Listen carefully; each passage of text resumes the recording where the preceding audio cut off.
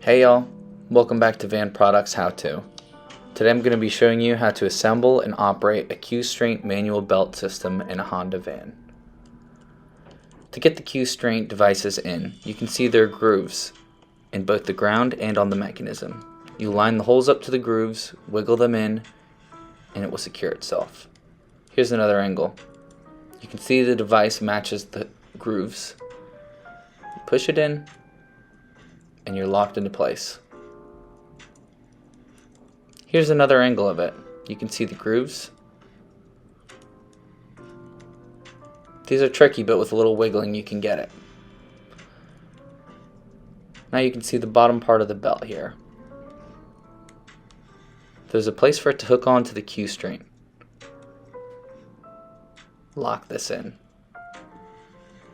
There's the same type of device system that goes in both the top corner of the Honda and onto the strap. You can lock these in like so. You'll attach this to the one that's on the floor just like so. Now you're good to load in.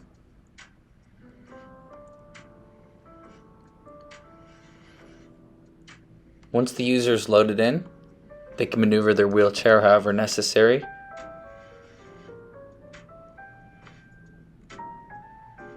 Just like so. The wheelchair has now been locked in with the Q'Straint system and you're ready to put on the seatbelt. Some users may connect the top and the bottom pieces after the wheelchair has been placed in, just like so. That's up to you. It's locked in. Now the user can put on the seatbelt. To the right, you'll grab the mechanism that will clip the crossbody portion of the seatbelt. The straps are a little tangled here, so make sure you untangle them before you attempt this. I've clicked it and I'm locked in. Here's a view from the front. You can see I grabbed the clip, just like so, from where the two straps connect. And you can put it into the section there to hold it in tight. To tighten it across your body, you pull that strap, and to tighten it down against your abdomen, you can pull this strap here to the left.